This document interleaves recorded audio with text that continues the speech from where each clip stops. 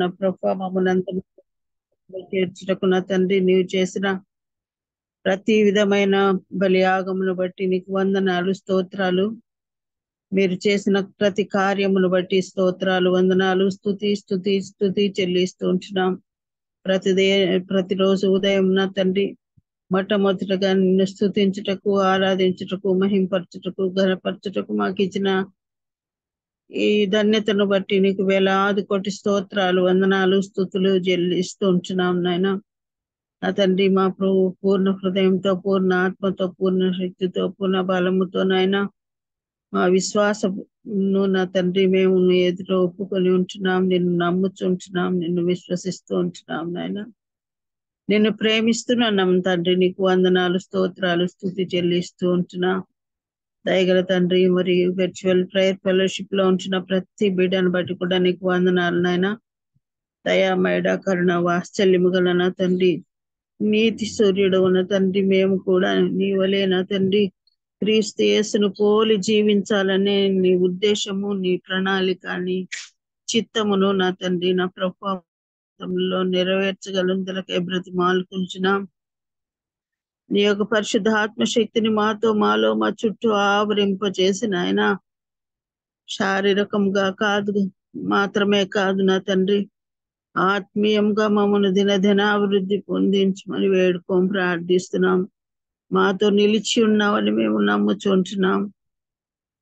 మీరు మమ్మను ప్రేమించిన రీతిగా నా తండ్రి మేము నిన్ను ప్రేమించు వారముగా ఉండున్నట్లు నీ కృపా సహాయం దయచేయగలందులకై వేడుకోం ప్రార్థిస్తున్నాం నాయన.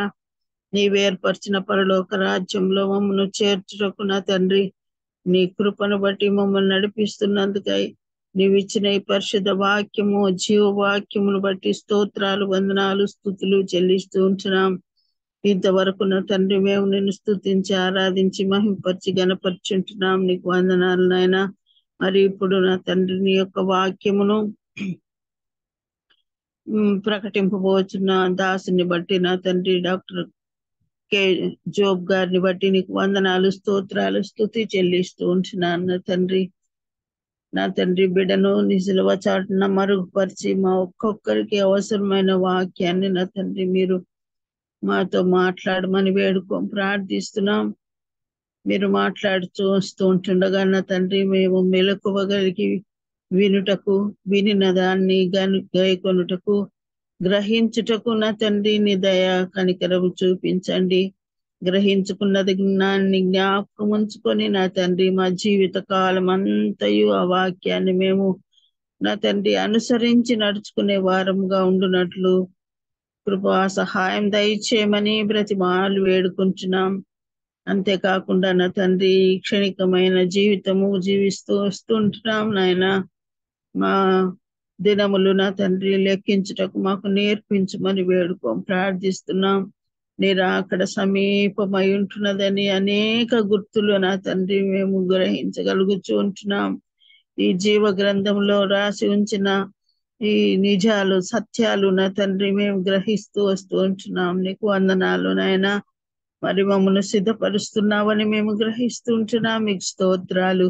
మీరు అక్కడ నిమిత్తము నా తండ్రి మేము ఎత్తబడే గుంపులో లేపబడే గుంపులో తప్పకుండా ఉండునట్లు నాయన మమ్మను మా ఇంటి వారిని నా తండ్రి మీరు సిద్ధపరుస్తున్నారని మేము గ్రహిస్తుంటున్నాం. మీకు స్తోత్రాలు వందనాలు స్తుతి చెల్లిస్తూ ఉంటున్నాం. ఈ వర్చువల్ ప్రేయర్ ఫెలోషిప్ లో ఉంటున్న ప్రతి కుటుంబాన్ని బట్టి, ప్రతి వ్యక్తిని బట్టి, ప్రతి బిడ్డను బట్టి, వృద్ధులను బట్టి నా తండ్రి, యవ్వనులను బట్టి, స్త్రీలను బట్టి, పురుషులను బట్టి నీకు వందనాలు స్తోత్రాలు స్తుతి స్తుతి స్తుతి నాయన. ఎటువంటి శ్రమలు ఉన్నప్పటికీ, అనారోగ్యములు ఉన్నప్పటికీ, ఆర్థిక సమస్యలు ఉన్నప్పటికీ అవన్నీ క్షమికమని గ్రహించి తెలుసుకొని ధైర్యముతో నీ యందు ఆనందంతో విశ్వాసముతో నా తండ్రి నీ వాక్యమునకు వినయం విధేయత కలిగిన వారముగా ఉండి జీవించుటకు నీ కృప దయచేయండి. ధైర్యాన్ని అనుగ్రహించండి, బలాన్ని అనుగ్రహించమని వేడుకోం ప్రార్థిస్తూ మరి వాక్యం చెప్పబోచిన బిడ్డను నీ యొక్క వాక్యము చేత అభిషేకించమని మరొకసారి వేడుకుంటూ ప్రార్థన ప్రభు అయిన క్రీస్తు యేసు నామమున పేరిట అడిగి వేడుకొని ప్రార్థిస్తున్నాను తండ్రి. ఆమేన్. ఆమేన్. హల్లెలూయా. Praise the lord. Thank you so much అన్నగారు. మరి ఈ సమయంలో దేవుని సహాయకుల్ని పరిచయం చేయవలసిందిగా పాస్టర్ విజయ్ చంద్రయ్య గారిని కోరుచున్నామండి. గుడ్ మార్నింగ్ మధ్యాహ్నం sir. Good morning sir, please. Thank you. మహాగణుడైన యేసుక్రీస్తు ప్రభు వారి ఘనమైన నామానికి మహిమ కలుగును కాక. నేటి ప్రాతకాల జుమ్ము కుడికకు వాక్య సందేశం నిమిత్తమై దేవుని చిత్తానుసారంగా ఏర్పాటు చేయబడినటువంటి దేవుని సేవకులు డాక్టర్ కె జోబ్ గారిని పరిచయం చేయటం గౌరవంగా భావిస్తూ వారి గురించినటువంటి క్లుప్త పరిచయాన్ని చదువుతున్నాను, గమనించండి. డాక్టర్ కె జోబ్ గారు ఒక ప్రముఖ వైద్యులు మరియు సువార్థికులు కూడా. వీరు ప్రస్తుతం హైదరాబాద్లోని శంషాబాద్లో నివసిస్తూ ఉన్నారు. ఈ సమయంలో దైవ సందేశాన్ని అందించడానికి దేవుని సేవకులు డాక్టర్ కె జోబ్ గారిని ప్రేమపూర్వకంగా హృదయపూర్వకంగా ఆహ్వానిస్తూ ఉన్నాం. Welcome to you sir. Praise the lord. Sir unmute చేసుకోండి సార్, ప్లీజ్ అన్మ్యూట్.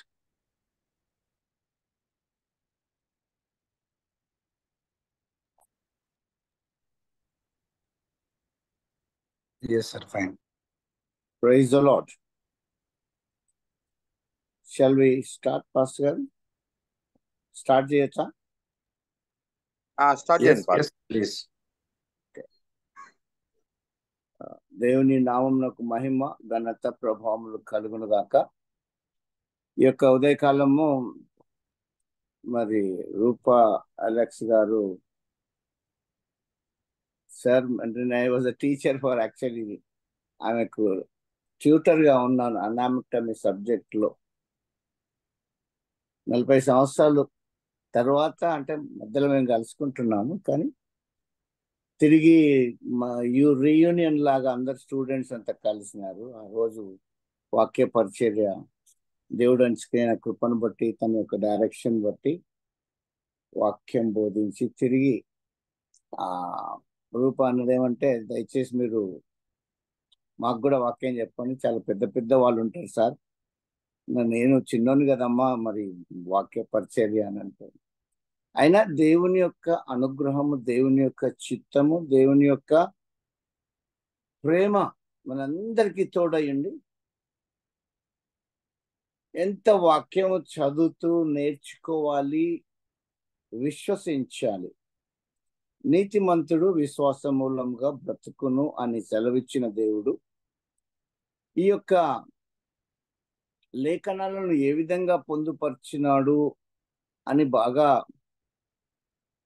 కొంతమంది పెద్ద సేవకులను వినటం ద్వారా మరి నేను స్టడీ నైట్ అండ్ డే, రాత్రి పగలనక వాక్యాన్ని తన ఆత్మ ద్వారా కనికరింపబడి చదవడానికి ఇచ్చిన ధన్యతను బట్టి చాలా వాక్యం చదవాలి ఆశ, ఏం నేర్చుకుంటున్నాము, ఏం బోధిస్తున్నాము కూడా అన్న క్వశ్చన్స్ నన్ను బాగా మనస్సులో వేదన, దాని ద్వారా మళ్ళీ తిరిగి నేర్చుకోవడము, బోధించడం జరిగిన పరిస్థితుల్లో దేవునికి మహిమ కలుగును గాక. దేవుడు అనేకమైన సమయాల్లో వింతైన సంగతి నాకేందంటే, నేను ఒక మెడికల్ డాక్టర్ని, కానీ చాలా మంది పాస్టర్లతో వాక్య పరిచర్య చేయడానికి నాకు ఇచ్చిన ధన్యత దేవుని నామమునకు మహిమ కలుగును గాక. టుడే యాక్చువల్లీ నా సబ్జెక్ట్ లేక చాలా మనం అందరం కూడా నెగ్లెక్ట్ చేసిన కొన్ని అంశాలు ఉన్నాయి. క్రైస్తవ లోకము, క్రైస్తవ ప్రీచర్స్, విశ్వాసులు దేవుని సేవలో ఉన్నామని చాలా చాలా ఇంపార్టెంట్ అంశాలు మనము ఎక్కువ స్టడీ చేయలేదు అని నేను అనుకొని, నా కొరకు నేను చదువుకున్న లేఖనాలలో కొన్ని మీతో షేర్ చేయాలనుకున్నా. It's a very big topic, కానీ ఆ బిగ్ టాపిక్లో ఓన్లీ కొన్ని మాత్రమే మాట్లాడుతుండగా అవి మరి ఏ విధంగా మిమ్మల్ని మీకు రిఫ్లెక్ట్ అవుతుందో దయచేసి చూద్దాం. అయితే ముఖ్యమైనది ఏంటంటే, ఇది దేవుని వాక్యం. This is God's word written by the Holy Spirit to us through chosen people of God. ప్రజలను ఎవరైతే దేవుడు ఏర్పరచుకున్నారో వారి ద్వారా, పరిశుద్ధాత్మ ద్వారా రాయబడిన లేఖనాలు, డౌట్లు, అది ఇది మనం పెట్టుకోవడం చాలా తప్పు అవుతుంది. అయితే ఈ కొన్ని మాటలు ఏందనంటే topic is old covenant in the new covenant. పాత నిబంధన విషయం కొత్త నిబంధనలో ఏం రాయబడ్డది? That's our topic. Old covenant in the new covenant అంటే పాత నిబంధన కొత్త నిబంధనలో ఏమని రాయబడి ఉన్నది అని ఒకసారి, అంటే కొన్ని పాయింట్స్ నేను అన్ని చదవలేము, అన్ని నిజంగా దాని విషయం ఆలోచించలేదు, కానీ ఆలోచించలేము ఇంత షార్ట్ టైంలో. సో మనం కొన్ని మొట్టమొదటిగా యేసు ప్రభు చెప్పిన మాటలు, ధర్మశాస్త్రం పాత నిబంధన చాలా ఉంది కానీ కొన్ని మాత్రం తీసుకున్నాం. మొట్టమొదటిగా మత్తయి సువార్త 5వ అధ్యాయము 17వ వచనం నుంచి 20 వరకు 21 వరకు జస్ట్ అది చూసి చాలా ఇంకా ఇంకా ఇంపార్టెంట్ దేవుని యొక్క ఏర్పాటులో ఉన్న మాటల్లో మనము వెళ్ళిపోదాం. Matthew chapter 5 verse 17. ఎవరైనా చదువుతారా? నేను చదవాలా అని అందరు చూడాలి. Please all of you open your Bibles. అందరు చదవమ్మా. ధర్మశాస్త్రమునైనను ప్రవక్తల వచనములైననైనను కొట్టివేయవచ్చినని తలంచవద్దు. నెరవేర్చే గాని కొట్టివేయుటకు నేను రాలేదు. ఆకాశమును భూమియు గతించిపోయిననే గాని ధర్మశాస్త్రం అంతయు నెరవేరు వరకు దాని నుండి ఒక పొల్లైనను ఒక సున్నా అయినను తప్పిపోదని నిశ్చయముగా మీతో చెప్పుచున్నాను. అయితే ఇక్కడ యేసు ప్రభు సాక్షాత్తు God himself said these wonderful, ఈ ఆశ్చర్యమైన లేక మహిమతో కూడిన మాటలు, ప్రభు అయిన యేసుక్రీస్తు మాటలన్నీ కూడా మహిమ ప్రభావములతో నింపబడి ఉన్నాయి. చాలా మంది క్రిస్టియన్స్ కి లేక విశ్వాసులకు కానీ పాస్టర్స్ కానీ కొద్దిగా మాత్రమే ధర్మశాస్త్రము విషయము, old covenant in the new covenant అనే దాంట్లో కొద్ది మంది మాత్రమే. మేబీ నాకేమనిపిస్తుంది అంటే చాలాసార్లు అక్కడక్కడ వెళ్ళి దేవుని యొక్క పిలుపుని బట్టి మాట్లాడుతున్నప్పుడు only out of 100, 90 people they don't know what is written about the law in the New Testament. కొత్త నిబంధనలో ధర్మశాస్త్రం విషయం ఏం రాయబడ్డది, అది ఎంతవరకు నా జీవితంలో నాకు మేలు కలుగుతుంది అనే విషయాల్లో చాలా వెనుకబడి ఉన్నామని నేను మనస్సులో చాలాసార్లు తలంచినాను, ప్రార్థించినాను, ఇంకా ప్రార్థిస్తూనే బోధిస్తున్నాను. దేవునికి మహిమ కలుగును గాక. ఇక్కడ ఏమంటున్నాడు? ఇక్కడ అందరం ఫెయిలియర్ అవుతున్నాం అనమాట. 17వ వచనం అక్కడ ఏమంటాడు? 17లో ధర్మశాస్త్రములైనను ప్రవక్తల వచనములైనను కొట్టివేయవచ్చినని తలంచవద్దు, నెరవేర్చుటకే గాని కొట్టివేయటకు నాకు రాలేదు. తర్వాత 19వ వచనంలో కాబట్టి ఈ ఆజ్ఞలలో మిగుల అల్పమైన ఒక దానిని, దేవుని యొక్క ఆజ్ఞలు 10 ఆజ్ఞలు పవిత్రమైనవి, అవి న్యాయమైనవి, నీతి గలవి అని వాక్యంలో పాత నిబంధనలో చదివినాం, కొత్త నిబంధనలో చదువుతున్నాం. కానీ పాత నిబంధన విషయం కొత్త నిబంధనలో ఏమి రాయబడ్డదో ఇది మాత్రం చాలా మందికి తెలుసు. ఆ తర్వాత ఇంకా వేరే పుస్తకాలలో, వేరే పత్రికల్లో, అపోస్తుల పత్రికల్లో మనకు దాని విషయం తెలియక చాలా మందికి దేవుని వాక్యాన్ని సరిగ్గా ప్రకటించలేమన్న తలంపు, ఆలోచన. ఒక్కదానిని, ఆజ్ఞలో మిగులు అల్పమైన ఒకదానిని మీరి మనుష్యులకు అలాగు చేయబోధించేవాడెవడో, ప్రీచర్స్. అలాగ బోధించే ప్రీచర్ ఎవరు ఉన్నారు? ఆయన పరలోక రాజ్యంలో అల్పుడు అనబడను.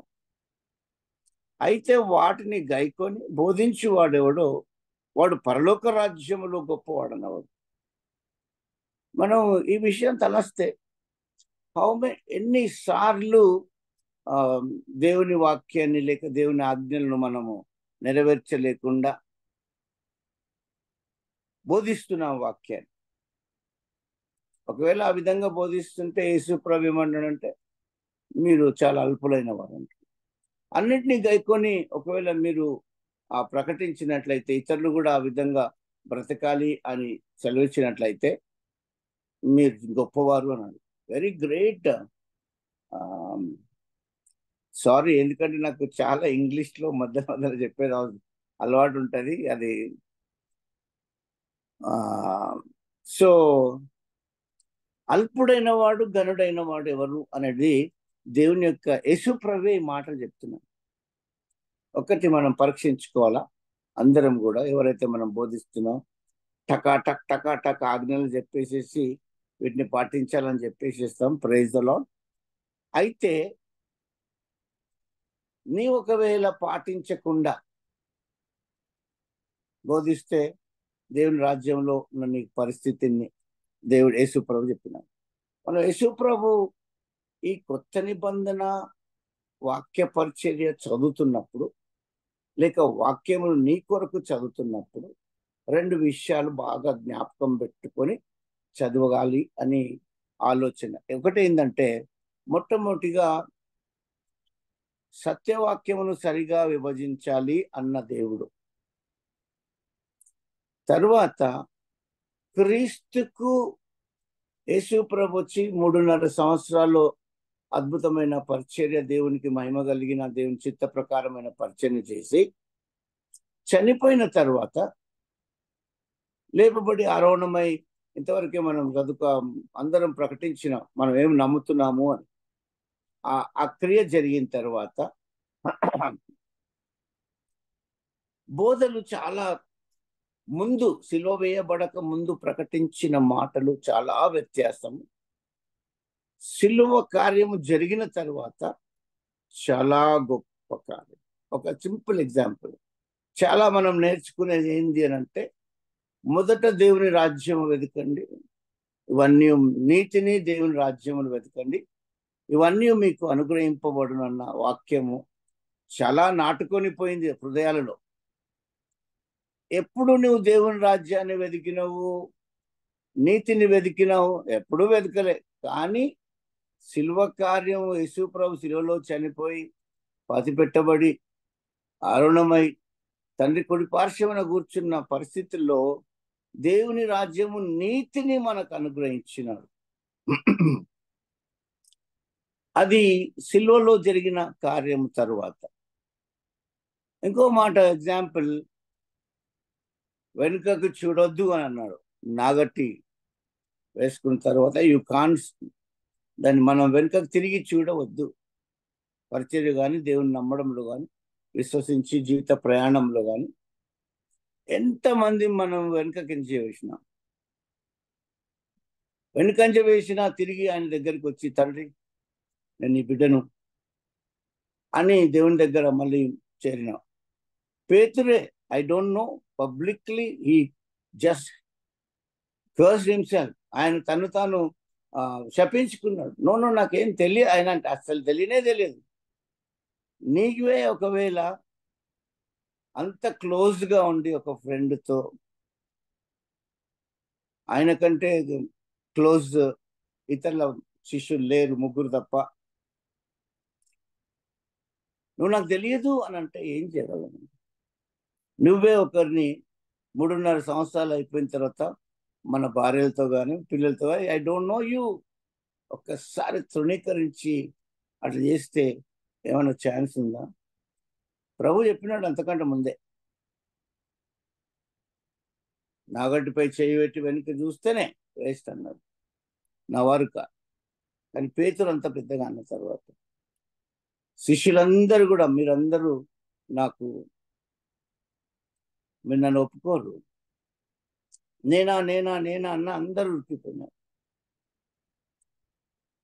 ఇవి జస్ట్ 2 ఎగ్జాంపుల్స్. అట్లా చాలా ఉన్నాయి. డీప్గా చదువుతూ ఉంటే వాక్యంను స్టడీ చేయాలి మనము. విశ్వాసిలాగా వాక్యాన్ని స్టడీ, నాట్ రీడింగ్, ఒక చాప్టర్ చదువుకొని క్యాలెండర్ మీద ఒక వర్స్ చదువుకొని అయిపోయింది నా ఈరోజు అని అనుకొని ఉన్న పరిస్థితిలో దయచేసి గమనించండి. అక్కడ తర్వాత యేసు ప్రభు శిలువ కార్యం జరిగిన తర్వాత ఏం జరిగిందనేది మనకు ధర్మశాస్త్రం విషయంలో మనం అందరం కూడా ఒక పెద్ద సంవత్సరాలు ఒక వాక్యాన్ని వింటున్నామండి. 1 కొరింథీయులు 15వ అధ్యాయంలో 45 నుంచి కాదు 55 నుంచి 54 నుంచి కూడా మనం ధ్యానించుకుందాం. ఈ క్షయమైనది అక్షయతను ధరించుకున్నప్పుడు, ఈ మర్త్యమైనది అమర్త్యతను ధరించుకున్నప్పుడు విజయమందు మరణము మృంగివేయడము అని వ్రాయబడిన ప్రకారము వాక్యము నెరవేరును. ఓ మరణమా నీ విజయం ఎక్కడ? ఓ మరణమా నీ ముళ్ళెక్కడ?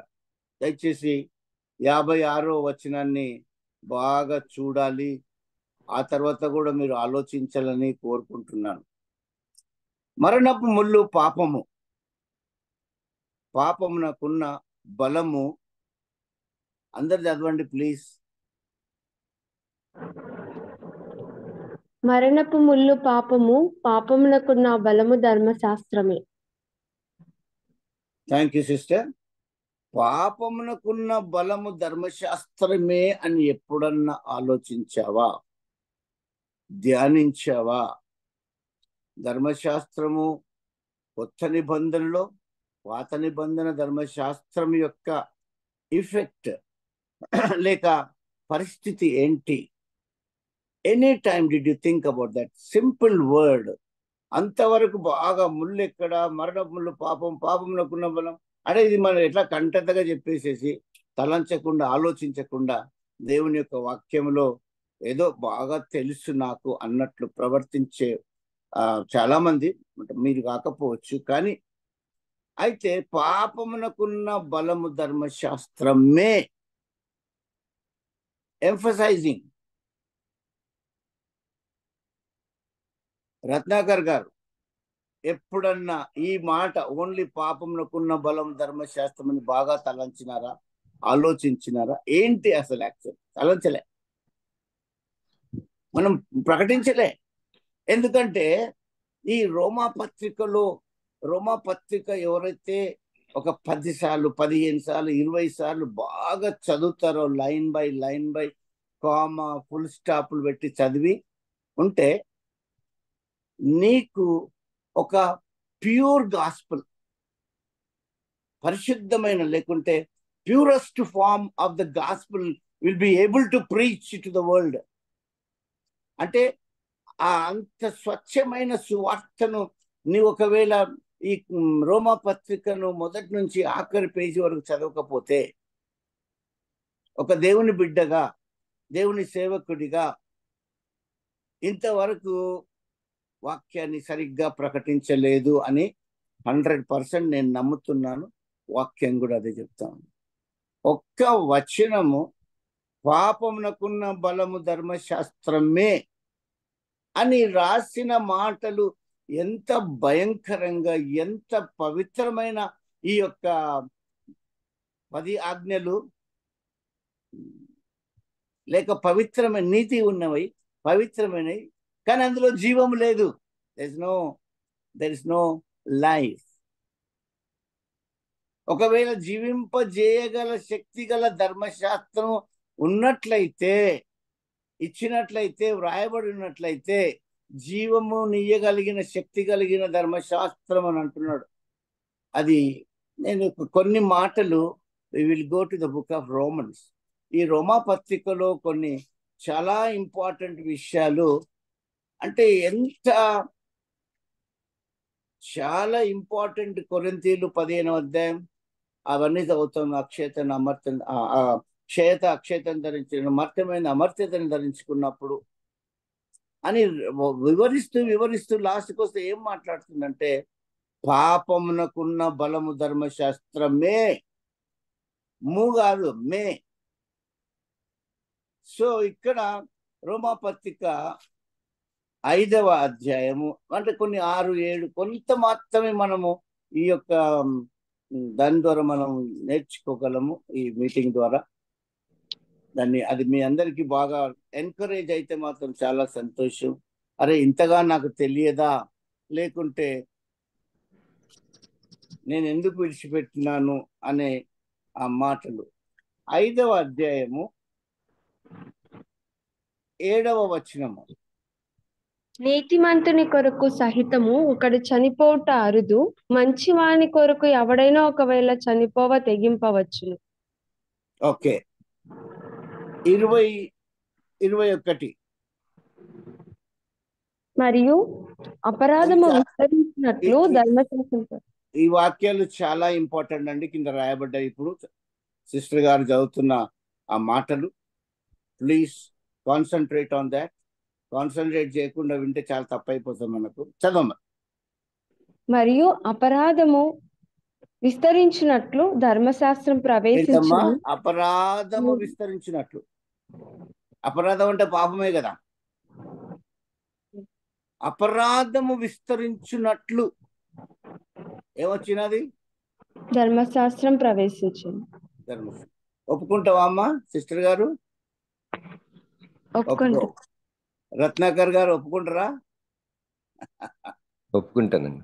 Praise the lord, praise the lord. చూడండి, చదువు, కింది చదువు. ఇంకా అయినను పాపము మరణమును ఆధారం చేసుకుని ఎలాగు ఏలనో అలాగే నిత్య జీవము కలుగుటకై నీతి ద్వారా కృపయు మన ప్రభువైన యేసుక్రీస్తు మూలముగా ఏలు నిమిత్తము పాపం ఎక్కడ విస్తరించునో అక్కడ కృప అపరిమితముగా విస్తరించును. సరే, మనం కాన్సన్ట్రేషన్ ధర్మశాస్త్రం విషయం కనుక ఈ కింద లైన్స్ లో నేను చాలా డిస్కస్ చేయదలుచుకోలేదు. ఓకే ఇంపార్టెంట్ అంటే, మరియు అపరాధము విస్తరించుట వలన 21 అపరాధము విస్తరించుట వలన అపరినట్లు ధర్మశాస్త్రం ప్రవేశించింది. సరే, ఇక నిత్య జీవం కలుగుటకు, నీతి కలుగుటకు there are very important things. Still ఒక మాట చెప్పేస్తాను.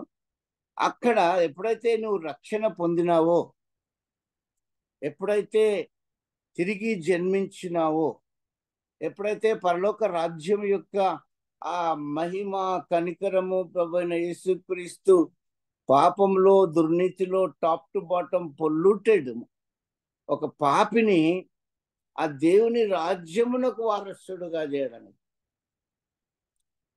ఆ సమయంలో దయచేసి గమనించండి, దేవుడిచ్చిన 2 ప్రాముఖ్యమైన గ్రేటెస్ట్ గిఫ్ట్స్ ఆఫ్ గాడ్. తిరిగి జన్మించినప్పుడే అద్భుతమైన దేవుని కృప మనకు దేవుని కృప ద్వారానే రక్షణ. ఓకే, సో రక్షణ అనుగ్రహించినాడు. అది నమ్మిన త్రూ ఫెయిత్, కృప ద్వారా, విశ్వాసం ద్వారా రక్షించబడ్డావు. అంటే రక్షణ అని నీకు ఆ వరం దేవుడు అనుగ్రహించినాడు. నెక్స్ట్ ఏం ఇచ్చినాడంటే చాలా ఇంపార్టెంట్, మనకు నీతి దానము అనేది అప్పుడే ఇచ్చినాడు. చాలా ఆ నీతి విషయం కూడా చాలా మందికి, విశ్వాసులకు, పాస్టర్స్కి ప్రకటించబడక ఎంతో వెనుక. ఇక్కడ ఏమంటాడు? ఏలయనగా 19వ వచనం, ఒక మనుష్యుని అవిధేయత వలన అనేకులు పాపులుగా ఎలాగూ చేయబడిరో అలాగే ఒక్కని విధేయత వలన అనేకులు నీతిమంతులుగా చేయబడి. దయచేసి గమనించండి, ఎంత ప్రకటిస్తామంటే ఒక సెంటెన్స్, నీతిమంతులు లేడు, ఒకడు లేడు. అదొక్కటే తెలుసు నీతి విషయం. లేకుంటే మీ నీతి క్రియలన్నీ కూడా మురికి గుడ్డలతో సమానం అని ఈ 2 కానీ నాటుకొని లోపల ఎట్లా ఉన్నాయంటే మాటికి ఇదే ప్రకటిస్తారు. ఎందుకంటే ఆ విధంగా చెప్పుకుంటే మనం కూడా పాపం చేయొచ్చు. బట్ గాడ్, దేవుడు నీతిని, రక్షణను ఒకే ఒక్కసారి దేవుడు నీకు వరముగా ఈ లోకంలో జీవించడానికి, ఈ లోకంలో ప్రకటించడానికి, బ్రతకడానికి, దేవుని యొక్క నీతిని ప్రకటించడానికి ఉన్నతమైన మార్గము అది. ఒక్కని విధేయత వలన అనేకులు, millions and millions and millions, ప్రతి దేశంలో నీతిమంతులు లేడు, ఒక్కటి లేడు అని ప్రకటించుకుంటే పోతే యేసు ప్రభు చేసిన శిలువ కార్యం ఏమవుతుందండి? ఇంకెంతకాలం బోధిస్తాం అది? సరే, అది మన టాపిక్ కాదు. మనకు కింద ధర్మశాస్త్రం విషయం మనం చదువుతున్నాం కనుక okay, let us go to 7వ అధ్యాయం. ఇది చాలా ప్రాముఖ్యమైన అధ్యాయం. దీనికి కన్ఫ్యూజ్డ్గా అర్థాలు చెప్తారు. కానీ కొన్ని మాటలు మనం చదివితే ఎంత క్లారిటీగా ధర్మశాస్త్రము లేక ఆజ్ఞలు ఏ విధంగా ధర్మశాస్త్రము పాపమునకున్న బలము ధర్మశాస్త్రమే అనే ఆలోచన తెలుసుకుంటాం. ఎంత సంతోషకరంగా వాక్యాన్ని నేర్చుకొని సంతోషపడుకుంటూ ఉంటాము. దయచేసి 7వ అధ్యాయానికి వెళ్దాం. అంటే ఆ మొదటి 5-6 వచనాలు చాలా మంచిగా రాయబడ్డది, కానీ అంతగా డీటెయిల్గా పోలేమండి. దయచేసి చదవండి. 7వ అధ్యాయం బాగా చదవండి కొంచెం టైం. నేను 5వ వచనం నుంచి చదువుతున్నా.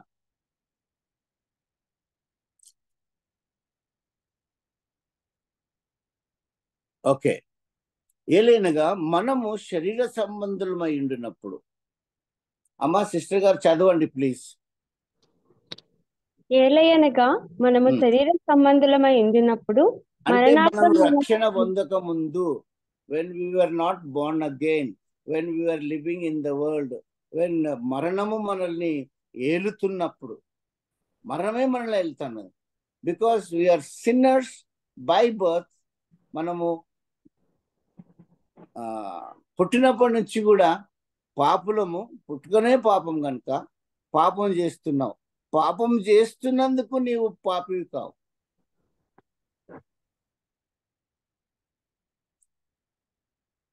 బై బర్త్ వీఆర్, పుట్టినప్పటి నుంచే మనం పాపంలో ఉన్నాం, పాపం చేస్తున్నాం. కానీ పాపం చేస్తున్నది పాపివి కాలే.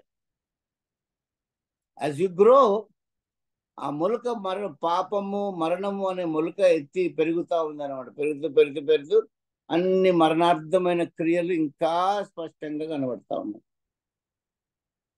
మనకు తెలుస్తుంది అన్నమాట. అప్పుడు చిన్నగా ఉన్నప్పుడు తెలియదు, పెద్దగా అవుతా ఉంటే ఓ నేను పాపం చేస్తున్నా, వ్యభిచారం చేస్తున్నా, దొంగతనం చేస్తున్నా, అబద్ధాలు ఆడుతున్నా, మోసం చేస్తా ఉన్నా, విగ్రహారాధన చేస్తున్నా అని మనకు అవన్నీ కనబడతా ఉంటే అబ్బా నేను పాపిని అని అనుకుంటాం. కానీ according to the word of God, దేవుని వాక్య ప్రకారంగా నువ్వు పుట్టినప్పటి నుంచే పాపి, మరణమే నిన్ను వెళ్తా ఉంది. ఇక్కడ చదువుదాం 5వ వచనం. ఏలైనగా మనం శరీర సంబంధమైనప్పుడు మరణార్థమైన ఫలమును ఫలించుటకై ధర్మశాస్త్రము వలనైన పాపేచ్ఛలు. అబ్బా బాబోయ్, మళ్ళా అదే రాస్తా. రత్నాకర్ గారు చూస్తున్నారు అక్కడ వాక్యాన్ని? చూస్తున్నాను సార్. ధర్మశాస్త్రం వలనైన పాపేచ్ఛలు. ఎంత అంటే we don't know about these things. ధర్మశాస్త్రం వలనైన పాపేచ్ఛలు అంటుంటే ఏం కావాలా మనం అందరం? ఎందుకంటే ఆజ్ఞలు బాగా ఇష్టం మనందరికి, చిన్నప్పటి నుంచి మనకు నేర్పించబడ్డాం. సరిగ్గా జీవిస్తే నీతి, దేవుడి యొక్క ఆశీర్వాదాలు ఉంటాయి, లేకపోతే శాపగ్రస్తమవుతాయని, లేక అందరం శాపగ్రస్తులమే అనుకొని మన జీవితాలు గడుపుతూ వచ్చామట. సిలువ కార్యము చాలా తక్కువగా ఆలోచించి జీవితాన్ని నీతిమంతుడు విశ్వాస మూలంగా అంటే పాపి విశ్వాస మూలంగా బ్రతుకున్నట్లు బ్రతుకుతాను. అమ్మ చదువమ్మది 5వ వచనం. ధర్మశాస్త్రం వలనైన పాపేచ్ఛలు మన అవయములలో కార్యసాధకములై ఉండెను. చూసేనా? ధర్మశాస్త్ర సంబంధమైన పాపేచ్ఛలు మన అవయాలలో, in our body, in our mind, in our eyes, శరీరం యొక్కయు నేత్రాశ, శరీరాశ, జీవపు డంబంలో ఇవన్నీ పనిచేస్తూ నిన్ను ఇంకా ఎక్కువ పాపంలోనికి నడిపిస్తుంది. ధర్మశాస్త్రం వలనైన పాపేచ్ఛలు మన అవయములలో కార్యసాధకములై ఉండెను. డిక్లేరింగ్ అంతే అని చెప్తా ఉన్నాడు. మరి ధర్మశాస్త్ర సంబంధమైన పాపేచ్ఛలు అంటే మనకి ఇష్టం కాదు, తప్పు బోధిస్తున్నాం అని వాక్యంలో రాయబడ్డది అదే. So what you think about that? So పాత నిబంధనలో రాయబడ్డది, కొత్త నిబంధనలో ఏ విధంగా రాయబడ్డదో మనకు ఎంత క్లారిటీగా అర్థమవుతుంది. ఇది ఒక టాపిక్ పెట్టుకోవాలి. పాత నిబంధన, కొత్త నిబంధనలో ఏమని రాయబడినది ఇంకా చూస్తున్నాం.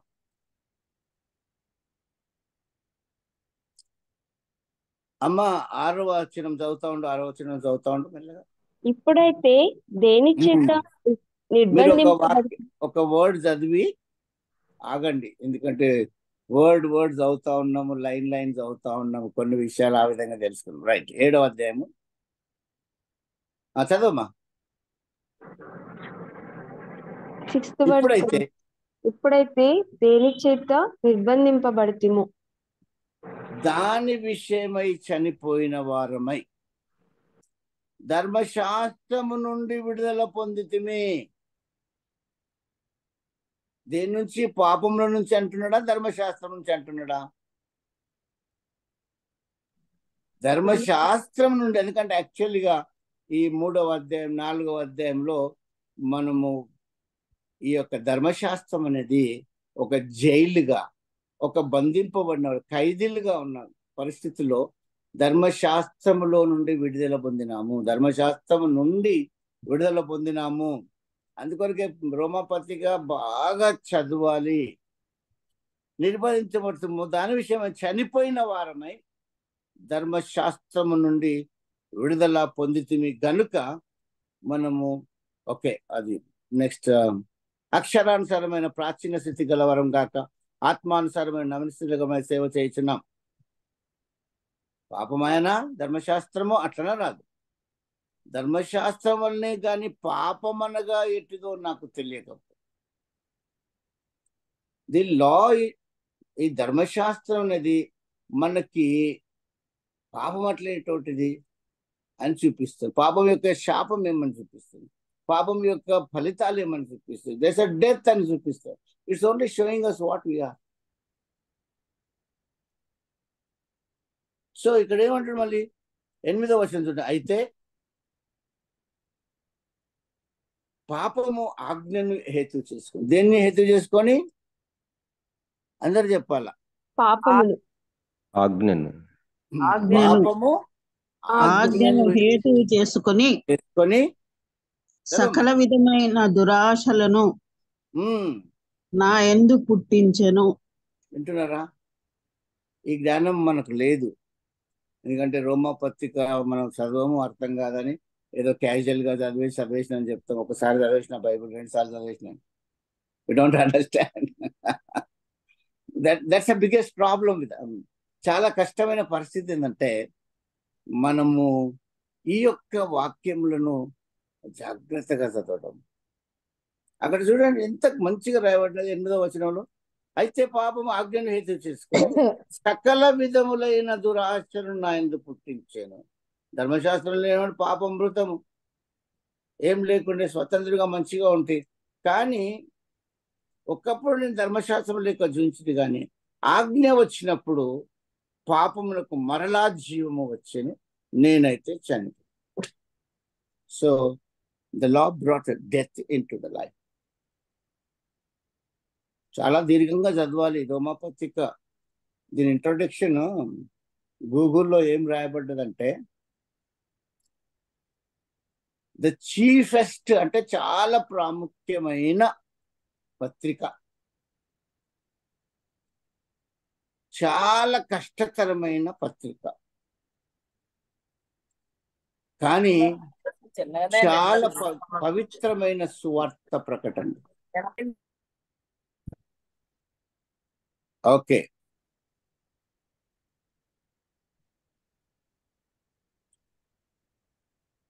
10వ వచనం. అప్పుడు జీవార్థమైన ఆజ్ఞ నాకు మరణార్థమైనట్టు కనబడను. ఏలైనగా పాపము ఆజ్ఞను హేతువు చేసుకొని నన్ను మోసపుచ్చి దాని చేత నన్ను చంపెను.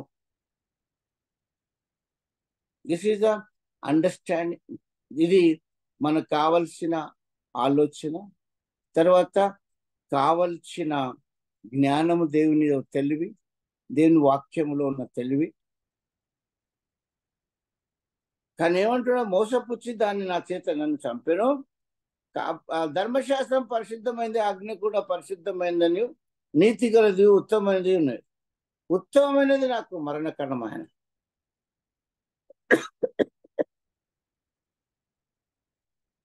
సో అట్లా అయితే పాపము ఉత్తమమైన దాని మూలముగా నాకు మరణము కలుగజేయచ్చు. పాపమైనట్టు అగుపడు నిమిత్తము, అనగా పాపము ఆజ్ఞ మూలంగా అత్యధిక పాపం మగు నిమిత్తము అది నాకు మరణకరమైన. ఇంతవరకు ఎంతమందికి అర్థమైందండి? ప్లీజ్ రత్నాకర్ గారు, ఎవరి ఫేసెస్ కనబడతలేవు కనుక it's okay. So understanding, proper understanding. ఇంకోటి అంటే ఇది చదువుకుంటూ పోతుంటే మనం ఒక చిన్న భాగం కూడా దాంట్లో ధర్మశాస్త్రం విషయం చూడలేము. So we'll go to other part.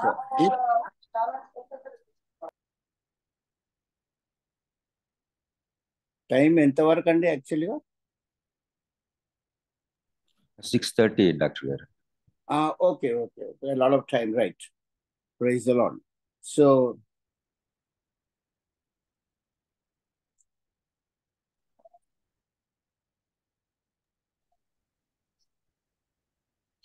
Okay, అందులో ఆఖరి వరకు కూడా చాలా చాలా మేలుకరంగా ఉంటుంది చదివితే. I'm just giving the importance. What పాపము అనేది లేక ఆజ్ఞ, ధర్మశాస్త్రం ఏ విధంగా పాపము మరణమునకున్న లేక పాపమునకున్న బలము ధర్మశాస్త్రమే అనేది చాలా సంగతులు ఉన్నాయి, మనం కానీ అంత తలంచలేము ఇప్పుడు. So let us go to chapter 8 of Romans. 8వ అధ్యాయం వెళ్దాం. మొదటి వచనం చాలా ఫేమస్ వర్డ్స్, ప్రతి ఒక్క క్రిస్టియన్కి తెలిసింది కదా. కాబట్టి అంటే మనం 8 మొదట అందడే కంటద చెప్పేటోళ్ళు ఉంటారు. కాబట్టి అని, ఇప్పుడు క్రీస్తు యేసునందు వారికి ఏ శిక్ష విధి లేదు. ఎందుకు లేదు? మనము క్రీస్తు రక్తం చేత కడగబడినాము కాబట్టి. అమ్మ కింద నేను డెఫినేషన్స్ అవుతున్నా మనం. అదే మా ప్రశ్నకి జవాబు. ఏమంటున్నాడు చూడండి, చదవమ్మా ప్లీజ్, రీడ్. క్రీస్తు జీవమునిచ్చు ఆత్మ యొక్క నియమం. క్రీస్తు యేసునందు, యేసు ప్రభులో ఒక నియమం ఉందంట. ఆయన ఆత్మలో ఒక principle working from the beginning. ఆ నియమం ఏంటిదంటే, క్రీస్తు యేసునందు జీవమునిచ్చు ఆత్మ యొక్క నియమము, పాప మరణముల నియమము నుండి. అంటే యాక్చువల్గా ఏం జరుగుతుందంటే, మనం పుట్టినప్పటి నుంచి పాపము, మరణము అనే నియమంలో బ్రతుకుతా ఉన్నాం. యేసు ప్రభుని ఎప్పుడైతే నువ్వు అంగీకరించినావో, పాప భారం తట్టుకోలేకుండా, అవమానం తట్టుకోలేకుండా, ఆ గిల్ట్ని తట్టుకోలేకుండా యేసు ప్రభుని అంగీకరిస్తే, ప్రభువా నాలోనికి రా, నన్ను కరుణించు, క్షమించు, శుద్ధి చేయి, నా పాపములను ప్రార్థిస్తున్నాం. కానీ యాక్చువల్గా జరుగుతున్న క్రియ ఏం జరుగుతుందంటే చూడండి దయచేసి. ఓకే, యేసు క్రీస్తునందు జీవమునిచ్చు ఆత్మ యొక్క నియమము పాప మరణముల నియమము నుండి నన్ను విడిపించను. Yes, that is why you don't have condemnation. ఆయన ఆత్మ యొక్క నియమం, యేసు ప్రభులో ఉన్న నియమం, ఆత్మలో నియమం అంటే లైఫ్ అంతనే. అది కూడా ఇటర్నల్ లైఫ్, నిత్య జీవం. ఆ యొక్క ఆత్మ ఏం చేస్తుంది నా యొక్క జీవితంలో, ఎవరి జీవితంలో అయినా కానీ, పాపము అనే మరణము అనే నియమం. పాపములకు జీతము మరణము. పాపమునకున్న శక్తి ధర్మశాస్త్రమే. అయితే ఆ యొక్క పాప మరణముల నియమము నుండి నన్ను విడిపించింది. ఎట్లనగా చూడండి ఇక్కడ, the weakness of the law. ధర్మశాస్త్రమునకున్న వీక్నెస్, సంపూర్ణ సిద్ధి కలగజేస్తలే అది. ధర్మశాస్త్రము దేనిని చేయజాలకపోయానో, జీవం నీయలేకపోయింది ధర్మశాస్త్రం. అవి అన్ని నువ్వు నిర్జీవమైన క్రియలు. దేవుని వాక్యంలో రాయబడినట్టు ధర్మశాస్త్రం దేనిని చేయజాలకపోయినో దానిని దేవుడు చేశాడు. ఏం చేసినాడు?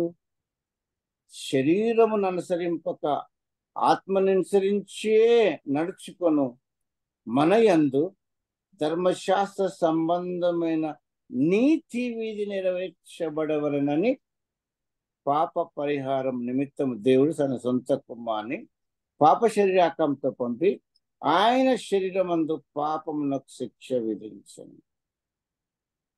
That's the work of the Holy Spirit or the power of Jesus. అయితే ఇక్కడ చాలా ప్రాముఖ్యమైనది. మనం జస్ట్ కొంచెం ముందటికి మనం ఏం చూస్తున్నామంటే ధర్మశాస్త్రం, old covenant in the new testament, the new covenant లో. So let us go back to the book of Colossians. కొలస్సీలకు రాసిన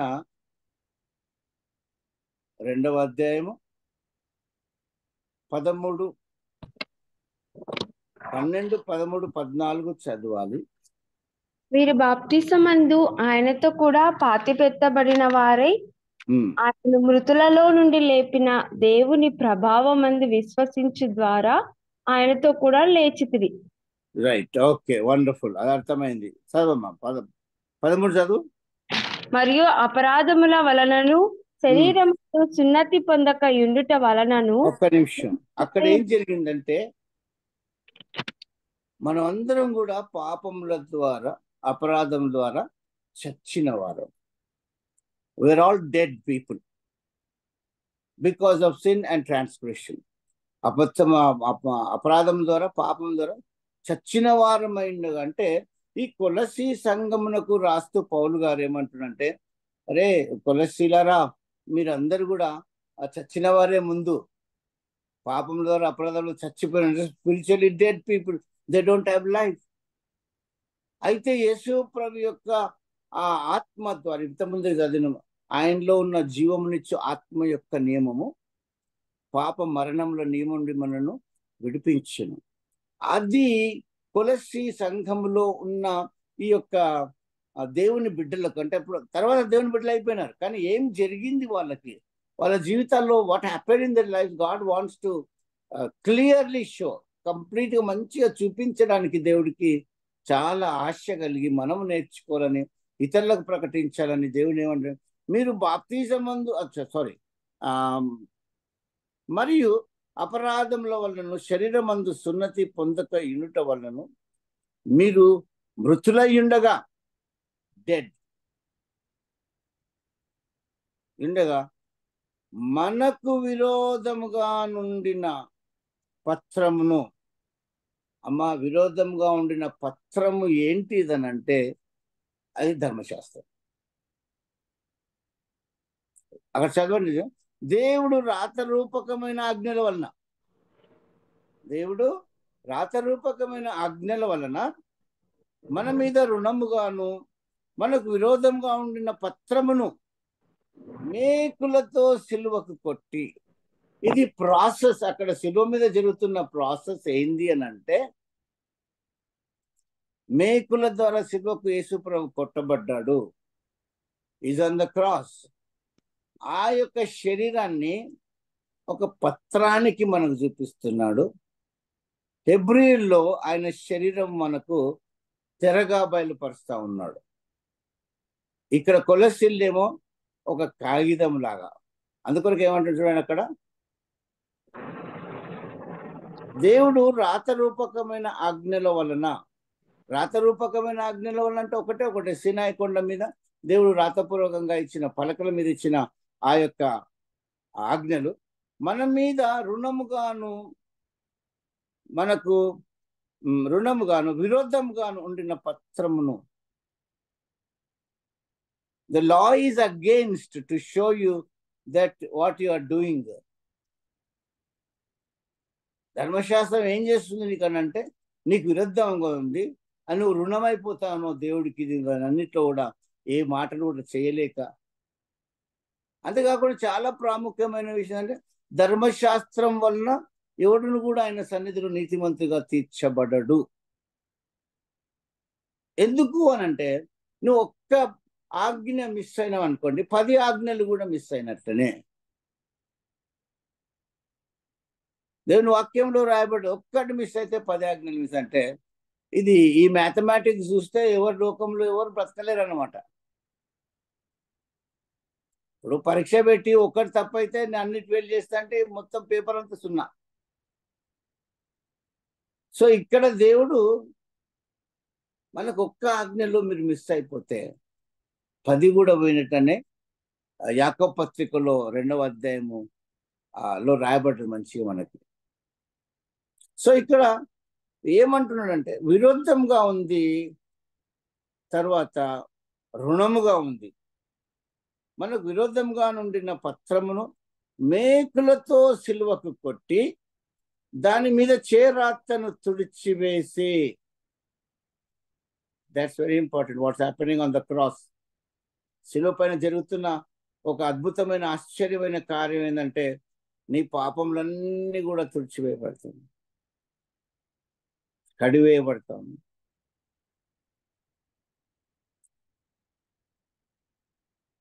ఉన్న పత్రం మేకులతో సిలువ కొట్టి దాని మీద చేరాతను తుడిచివేసి మనకు అడ్డం లేకుండా దాన్ని ఎత్తివేసి మన అపరాధములన్నిటినీ క్షమించి ఆయనతో కూడా జీవింపజేశాను.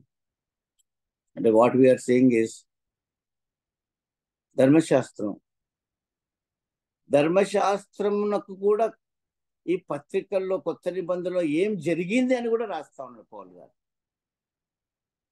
What happened to the law on the cross, ఏమి జరిగింది శిలువ పైన ఈ ధర్మశాస్త్రం విషయం, అది నీకు అడ్డంగా ఉన్నది, అది విరుద్ధంగా ఉన్నది. అయితే యేసు ప్రభు పత్రము ఏమైతుందో శిలువ మీద దాన్ని తుడిచివేసి, పాపములు తుడిచివేయబడుతున్నవి అంటే నువ్వు పరిశుద్ధపరచబడుతా ఉన్నావు.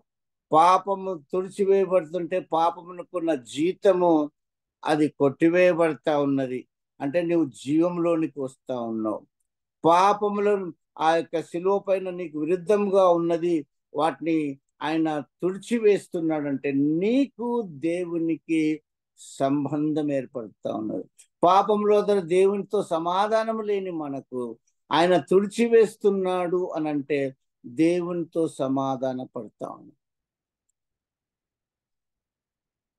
అక్కడ ఇది అర్థమైతే in your life will be a very great preacher for unknown people. తెలియని వారికి ఒక గొప్ప సువార్తికునిగా, ప్రీచర్, వండర్ఫుల్ ప్రీచర్గా దేవుని యొద్దకు తీసుకొని రావడానికి. ఇంకేమంటున్నాడు చూడండి కింద అక్కడ జరిగి, అంటే అది వచ్చినందుకు మనం చదువుతున్నాం కిందికి, లేకుంటే మనకు టాపిక్ కాదు అది, అయినా చదువుతున్నాను. చేరాతను తుడిచివేసి మనకు అడ్డం లేకుండా దాన్ని ఎత్తివేసి మన అపరాధములన్నిటిని క్షమించి ఆయనతో కూడా మిమ్మల్ని జీవింపజేసాను. You are resurrected. పునరుత్థానమైన జీవం వచ్చేసింది నీలో. సో పునరుత్థానం అనేది చాలా ప్రాముఖ్యమైంది. అది వ్యక్తిగత పునరుత్థానం. పాపం ద్వారా చచ్చిన వాడు నువ్వు, నీలో జీవం పోయడానికి దేవుడు ఆ పునరుత్థానం కలగజేయడానికి నేను లోకంలోనికి వచ్చి పాపం మరణించి జీవింపజేసిన ఆయనతో కూడా ఆయన ప్రధానులను, అధికారులను నిరాయుధులుగా చేసి సిలువ చేత జయోత్సవంతో వారిని పట్టి తెచ్చి బహాటంగా వేడుకకు కనపరిచింది. These are the greatest wonderful truths. ఇవన్నీ కూడా చాలా గొప్ప మహిమతో కూడిన ఆశ్చర్యమైన క్రియలు సిలువ మీద. ద మోస్ట్ పవర్ఫుల్, ఎంతో గొప్ప శక్తివంతమైన క్రియ సిలువ మీద దేవుడు చేస్తున్నాడు. ఇది ధర్మశాస్త్రం విషయం. అడ్డముగా లేకుండా నీకు మార్గం ఏర్పరుస్తున్నాడు దేవుని దగ్గర సమాధానానికి, దేవుని యొద్దకు వెళ్ళడానికి. ఆయన రక్తము, ఆయన యొక్క మరణము, వాటన్నిటిని బట్టి నీవు దేవుని దగ్గరికి పోవడానికి అడ్డం నీకు ఏమీ లేదు.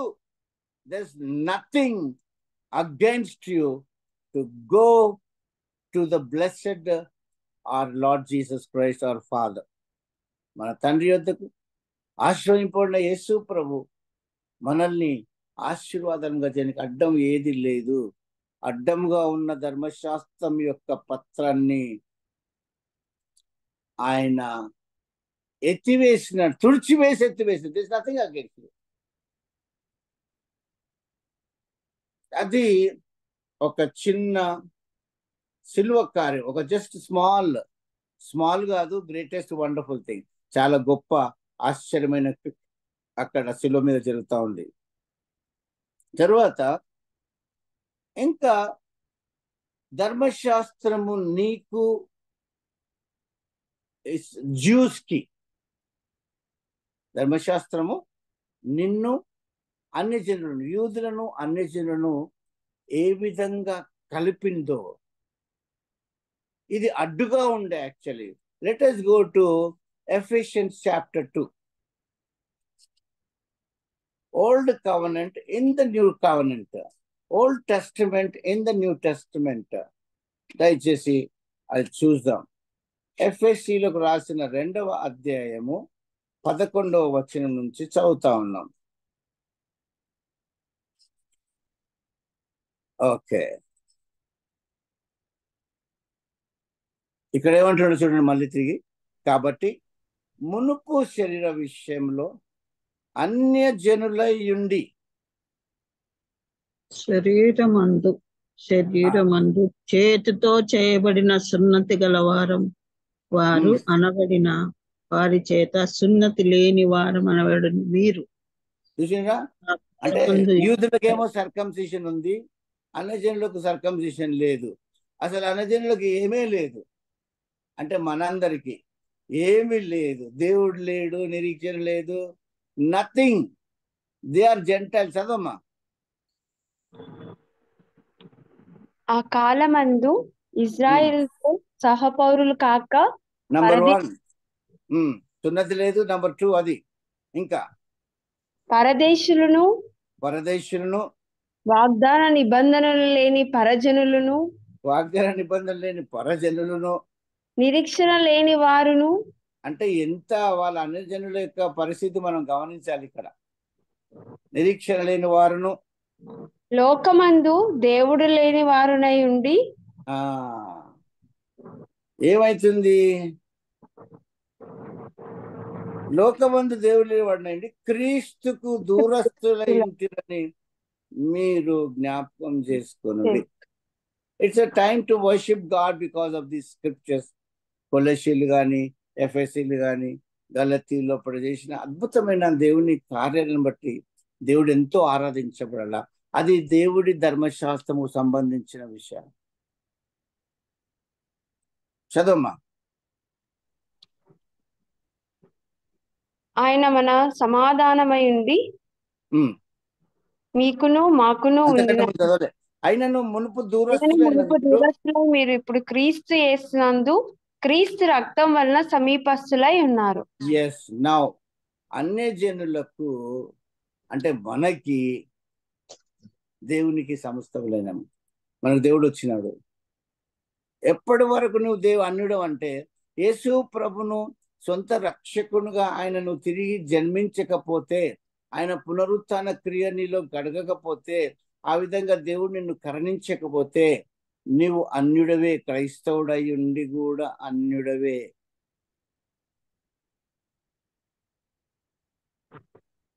That is God. Has planned everything on the, అతను అన్ని కూడా సమస్తం కూడా మనకి శిలువ మీద చేసి పెట్టినాడు. ఓకే అమ్మ, చాలా ఇంపార్టెంట్ వర్స్ చదవబోతున్నావు నువ్వు. 14వ వచనం చదవండి. ఆయన మన సమాధానమై ఉండి మీకును మాకును ఉండిన ద్వేషమును, అది అనగా అది మీకును మాకును అంటే యూదులకును అన్యజనులకు ఉండిన, ఎస్ చదువు, అనగా విధిరూపకమైన ఆజ్ఞలు గల ధర్మశాస్త్రమును, మళ్ళీ చదవమ్మా, విధిరూపకమైన విధిరూపకమైన ఆజ్ఞలు గల ధర్మశాస్త్రమును తన శరీరమందు కొట్టివేయుట చేత. ఒక్క నిమిషం అమ్మా, ఈ మాట నమ్ముతావా? నమ్ముచున్నాము. అంటే ఏమంటున్నాడు? విధిరూపకమైన ఆజ్ఞలు గల ధర్మశాస్త్రం తన శరీరమందు, ఆన్ ద క్రాస్ ఆయన జడ్జిమెంట్ దీనికి కూడా ఇస్తున్నాడు. ఎందుకంటే పాపమునకున్న బలము ధర్మశాస్త్రమే.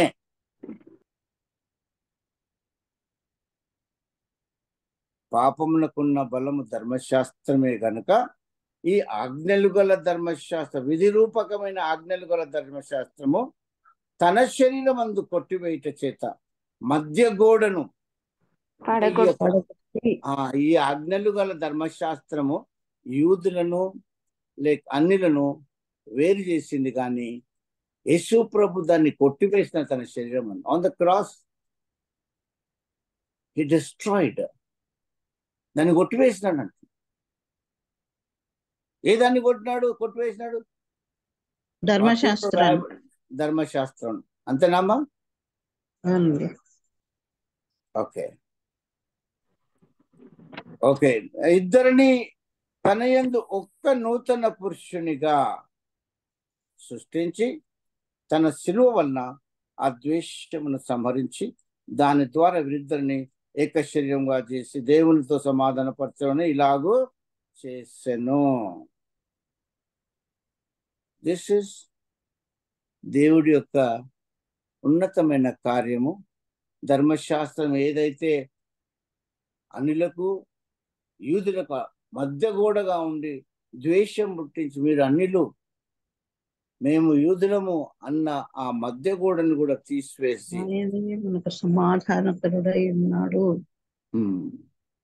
For both of them now we are actually united in Christ with these people. యూదులుగా ఇజ్రాయేలీలతో కూడా మనం కలిసి ఉన్నాము. That's the greatest blessing because of the cross. శిలువ మీద చేసిన, శిలువ మీద 7 మాటలు ఎప్పటికీ మనం ప్రకటిస్తూ ఉంటాము. ఇది ప్రకటించాల ఏం జరిగింది శిలువ మీద. గుడ్ ఫ్రైడే రోజు ఏం జరిగింది? కొలస్సీలు 2వ అధ్యాయము 13 నుంచి 15 వచనాలు జరిగింది. ఎఫెసీలు 2వ అధ్యాయము 11 నుంచి 22 వరకు జరిగింది. సిలువలో ఆన్ దట్ గుడ్ ఫ్రైడే 2000 సంవత్సరాల క్రితం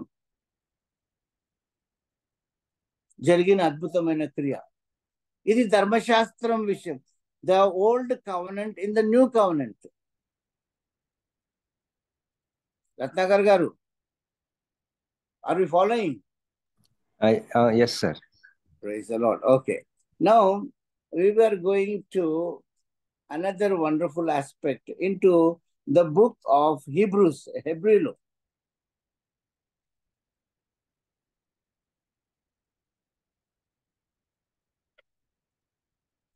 హెబ్రీయులకు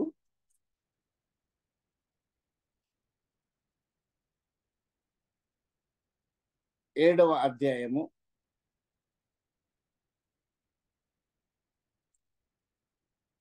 18-19.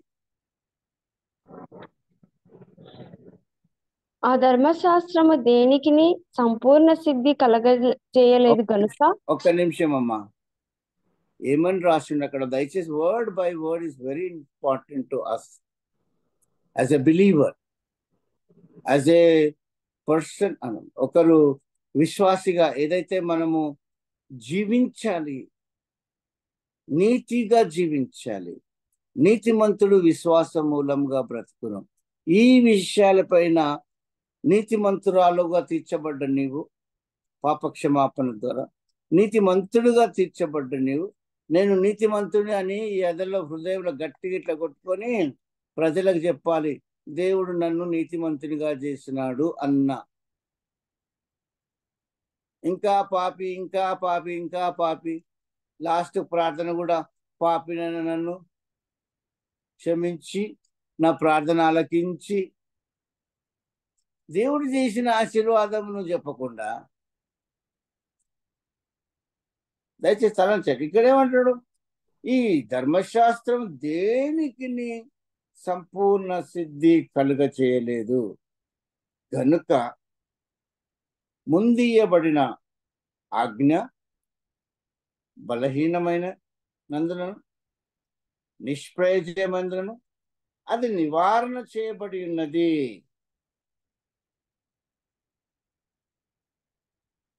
ఎంతమందికి అర్థమైందో ఈ మాట? సంపూర్ణ సిద్ధి కలగజేయలేదంటే నీకు రక్షణ కలగజేయలేదు, నీకు జీవం ఇయ్యలేదు, నిత్య జీవం ఇయ్యలేదు, పరలోక వారసత్వం నీకు ఇయ్యలేకపోతుంది, పరిశుద్ధపరచలేకపోతుంది, దేనికి కూడా సంపూర్ణ సిద్ధి కలగజేయలేదు. ధర్మశాస్త్రంలో నీకు స్వస్థత పొందలేవు.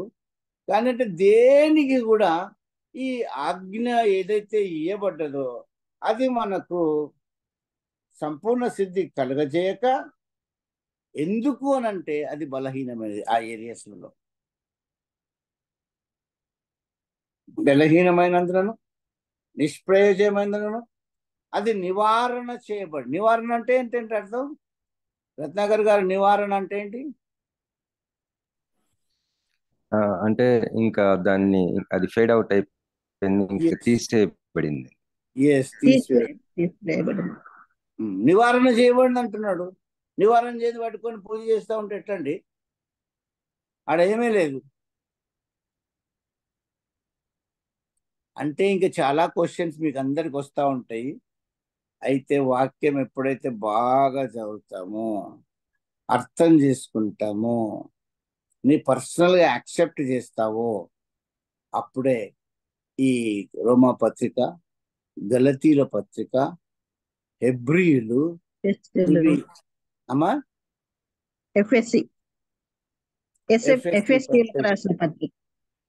కొలస్సీలు, ఇవన్నీ చాలా ఇంపార్టెంట్ గా word by word by word by word by చదవాలా.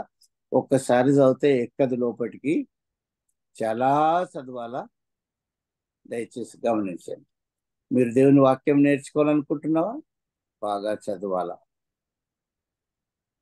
దేవుని వాక్యంను ప్రకటించాలనుకుంటున్నావా? సువార్త ప్రకటించాలనుకుంటున్నావా? సిల్వ సువార్త ప్రకటించాలనుకున్నా? ఈ సత్యాలు తెలియలేక వాళ్ళను చీకట్లో పెడతామంట. ఓకే, నిష్ప్రయోజనమందులను అది నివారణ చేయబడి ఉన్నది. అంతకంటే చూసిరా, అంతకంటే శ్రేష్టమైన నిరీక్షణ దాని వెంట ప్రవేశపెట్టును.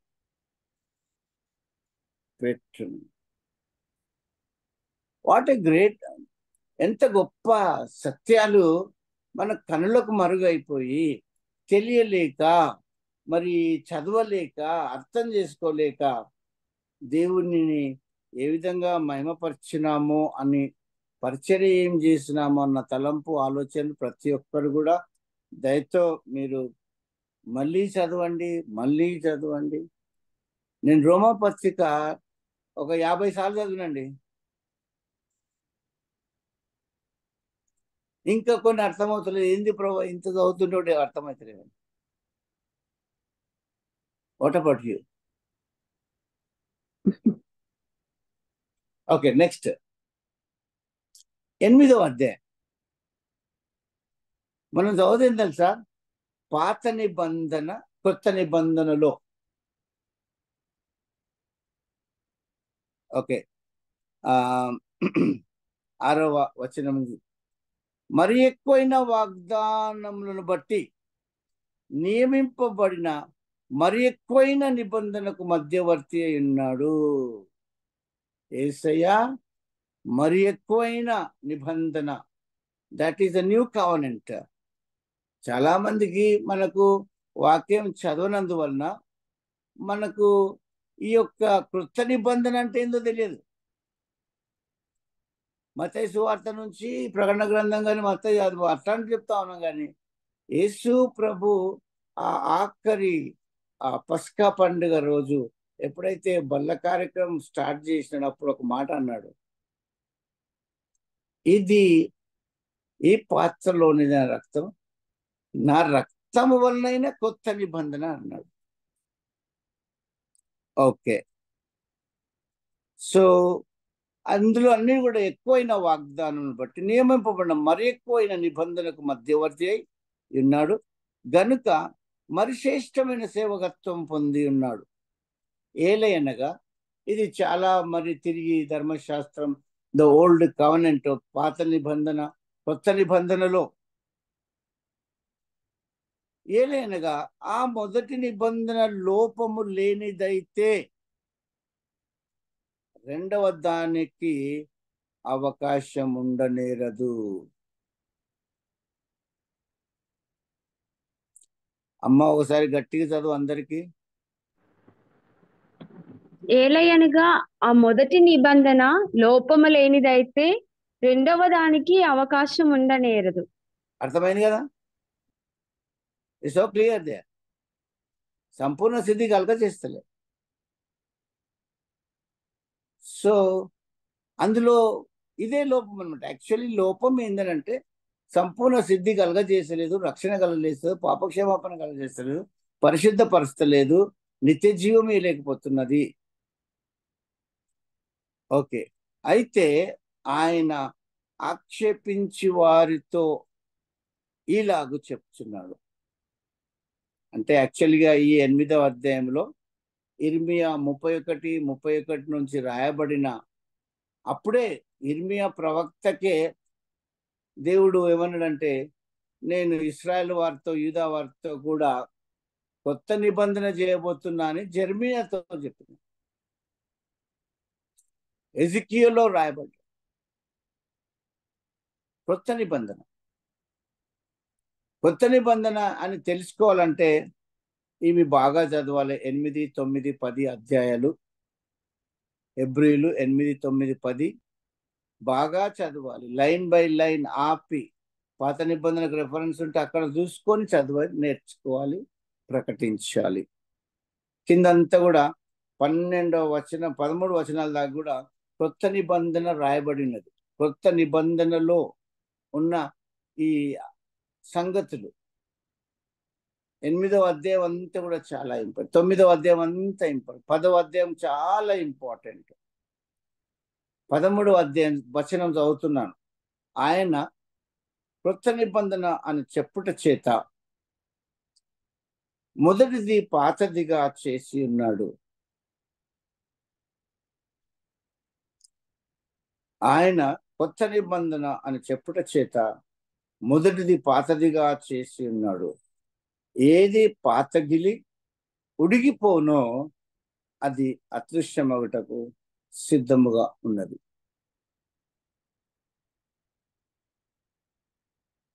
సో దేవుని యొక్క ఉన్నతమైన ఉద్దేశం. ఇంకొక వచ్చిన, ఎందుకంటే టైం అయిపోయింది, మీ టైం.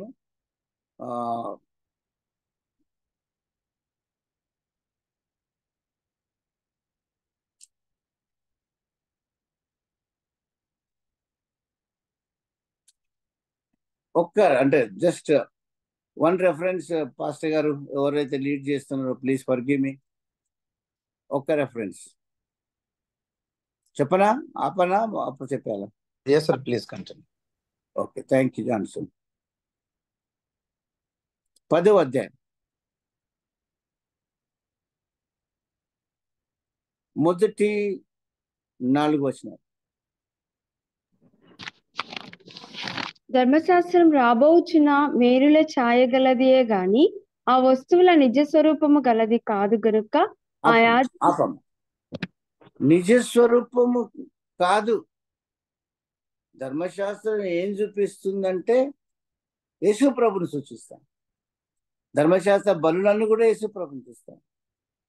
లేవ్యకాండంలో జరిగినవన్నీ కూడా యేసు ప్రభుని చూస్తున్నాం. ఈ లేవ్యకాండం కూడా బాగా చదువుకోవడము ఒక విశ్వాసికి, దేవుని సువార్త ప్రకటించనుకున్న ఆ సేవకులకు అందరికీ కూడా చాలా ప్రాముఖ్యమైనది.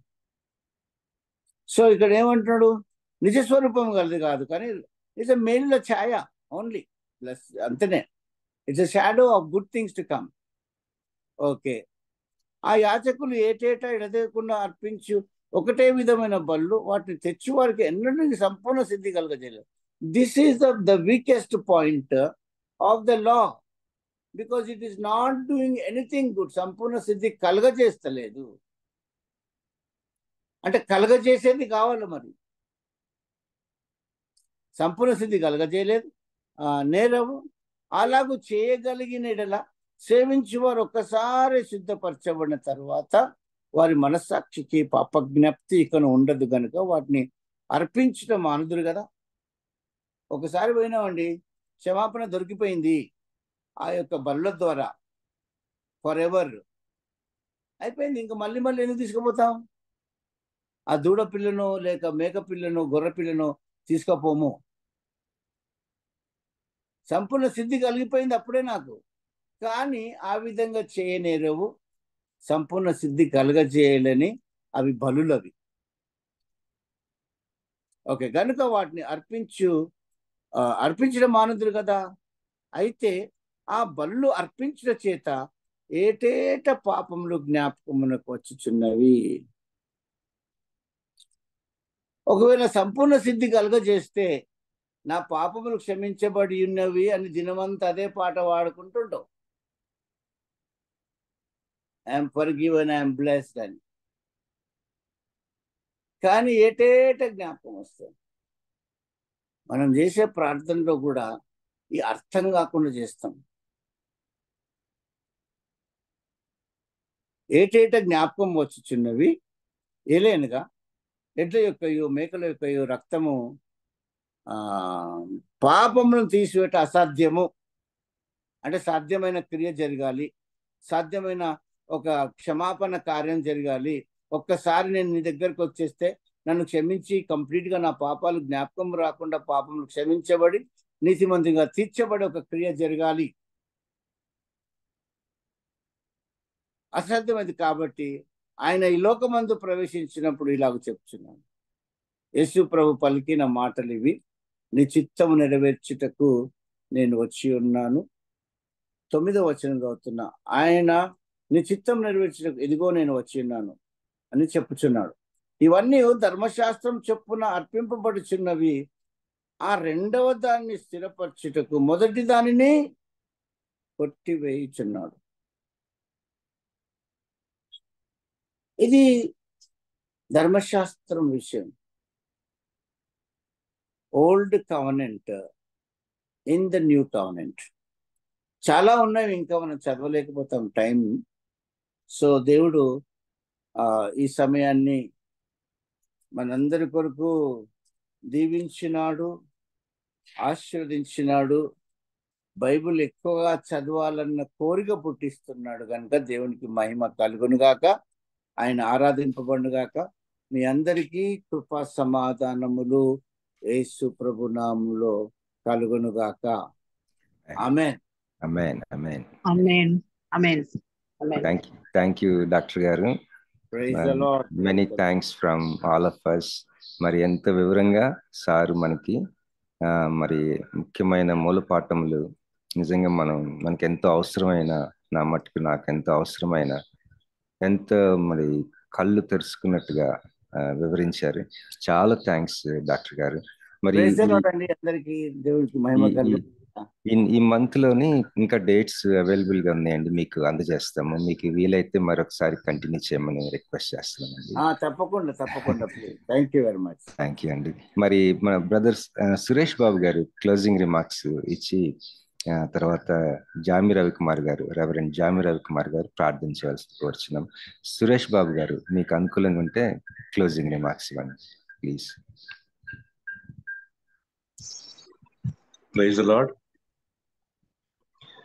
ధర్మశాస్త్రాన్ని ఎలా వివరించి చదువుకోవాలో, ఎలా దాన్ని విభాగించి అర్థం చేసుకోవాలో మన డాక్టర్ గారు బోధించడం జరిగింది. అది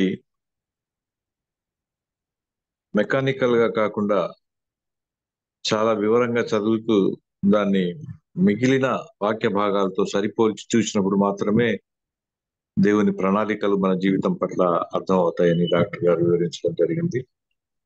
అందుకు వర్చువల్ ప్రేయర్ ఫెలోషిప్ తరఫున డాక్టర్ గారికి కృతజ్ఞతలు తెలియపరుస్తున్నాను. Thank you very much. Praise the lord. దేవునికి మహిమ కలుగును గాక. Thank you brother. Over to reverend Jami Ravikumar garu closing prayer బెనెడిక్షన్ గారు. ప్రార్థన చేసుకుందామండి. పరిశుద్ధమైన తండ్రి, నీ బంగారు పాదాలు కొందరం ప్రభ, నీ దాసుని ద్వారా ప్రభ, నూతనమైన కోణంలో దేవతను ప్రభ ధర్మశాస్త్రాన్ని చదవడానికి, అర్థం చేసుకోవడానికి ప్రభ సహాయం చేస్తావు ప్రభ. ఏదైతే కొన్ని వచనాలు ప్రభ నీతిమంతులు ఒకళ్ళు లేరండి ప్రభ, కొన్ని వచనాలు అపార్థం చేసుకున్న పరిస్థితుల్లో తను సవివరంగా ప్రభ అర్థం చేసుకోవడానికి ఇచ్చిన ప్రభ శాస్త్రమైన సమయాన్ని బట్టి ప్రార్థన చేస్తున్నాను. నీ దాసును బలపరచండి. ఇంకా అనేక స్థలాల్లో ప్రభ బలంగా వాడుకోమని ప్రార్థన చేస్తున్నాం ప్రభ. సహాయం చేయండి తండ్రి, నీ కృపించండి ప్రభ. ఈ విధంగా తండ్రి ప్రతి ఉదయము దేవతను ప్రభ లోకం ముఖం చూడక ముందు ప్రభ నేను చూడడానికి, నీతో మాట్లాడడానికి ప్రభ, నీరు ఎదగడానికి మాకు ఇచ్చిన శ్రేష్టమైన సమయాన్ని బట్టి వందనాలు చెల్లిస్తుంది. నేను ఏర్పాటు చేసిన బాబు రత్నాకర్ గారిని, వారి కోర్ టీంని ప్రభ కుటుంబాన్ని ప్రత్యేకంగా జ్ఞాపకం చేసుకుని సహకరిస్తున్న బిడ్డలను ప్రభ, ప్రతి ఒక్కరిని ప్రభ, జాన్సన్ గారిని, అదేవిధంగా తండ్రి స్వరూప్ గారిని, ఝాన్సీ గారిని, ఇంకా అనేక మంది కోర్ టీం వారు సహకరిస్తున్నారు ప్రభు. చాలా మంది తల్లులు తండ్రి ప్రభ ఉదయకాల సమయంలో తండ్రి అతను ప్రభా 4 గంటలకే తండ్రి ప్రభా మా కోసం ప్రార్థన చేస్తూ ఉన్నారు ప్రభా. వారందరినీ పేరు పేరు దీవించండి. వారు చెప్తున్న మాటలు, సాక్ష్యాలు, పాటలు బట్టి వందనాలు తండ్రి. మాకు ఇచ్చిన ప్రభా ఈ శ్రేష్టమైన కుటుంబాన్ని బట్టి మాకు వందనాలు చెల్లించుకుంటున్నాం ప్రభా. అయ్యా ప్రత్యేకంగా ప్రభా 5వ తారీఖున దేవతను ప్రభా నీట్ ఎగ్జామ్ జరగబోతూ ఉందయ్యా. అనేక మంది బిడ్డలు ప్రభు సిద్ధపడుతూ ఉన్నారు. నా కుమార్తె గ్రేసీ కూడా ప్రభు సిద్ధపడుతూ ఉందయ్యా. అని చిత్తమైతే బిడ్డ పట్ల కృప చూపించమని ప్రార్థన చేస్తున్నాను తండ్రి. ఎటువంటి టెన్షన్ ఆందోళన లేకుండా ప్రభా అయ్యా నీ కృప తండ్రి బిడ్డ మీద ఉంచమని ప్రార్థన చేస్తూ ఉన్నాను ప్రభా. మిగిలిన వారిని కూడా జ్ఞాపకం చేసుకో ప్రభా, సహాయం తెచ్చమని ప్రార్థన చేస్తున్నాను తండ్రి. అదేవిధంగా ప్రభు చేయవలసిన ప్రతి పనిలో ప్రభా నీ సూటి మార్గాన్ని చూపించమని, కేవలం వాక్యం వినేవారు మాత్రమే కాకుండా వాక్యాన్ని మా జీవితంలో అనుసరించేవారుగా, అంతేగాని మాకు తెలిసిన ఆత్మీయ సత్యం అనేక మందితో పంచుకునే వారుగా చేయమని ప్రత్యేకంగా దాసులను జ్ఞాపకం చేసుకోమని ఈ చిన్న ప్రార్థన మా ప్రభులు పీ కుమారుడైన యేసుక్రీస్తు దివ్యనామమున అడిగి వేడుకుంటున్నాం పరమ తండ్రి. ఆమేన్. పరలోకమున మా తండ్రి, మీ నామం పరిశుద్ధపరచబడును గాక, మీ రాజ్యం వచ్చును గాక, నీ చిత్తం పరలోకమందులాగో భూమి యందు నెరవేరును గాక. మాకు కావాల్సిన ఆహారం దయచేయము. మా ఎడల అపరాధము చేయవారిని క్షమించినట్లు మా అపరాధములను తప్పించు. ఎందుకంటే రాజ్యం శక్తి తండ్రి. మన తండ్రి అయిన దేవుని ప్రేమ, కుమారుడైన యేసుక్రీస్తు కృప, పరిశుద్ధాత్మకి అన్యోన్య సహవాసము, వాక్యం చెప్పిన దాసులకు, నడిపిస్తున్న దాసులకు, పాల్గొన్న బిడ్డలకు, ప్రత్యేకంగా నీటి అయిపోతున్న బిడ్డలకు, అనారోగ్యంతో బిడ్డలకు ఆయన కృప సదాకాలముతోడే నడిపించును గాక. Amen. Johnson please. Praise the lord. Thank you so much అయ్య గారు. మరి ఒకసారి దేవుని సేవకులు జాబ్ గారికి సహవాసం తరపున కృతజ్ఞతలు తెలియజేస్తున్నాం అయ్య గారు. Thank you brother. Praise the lord. Praise the lord. Hallelujah. చేరొచ్చిన అందరికి వందనాలండి. Have wonderful day today. రేపటి దినం తిరిగి కలుసుకుందామండి సేమ్ లింక్ ద్వారా. ప్లీజ్ అండి. Thank you all. వండర్ఫుల్.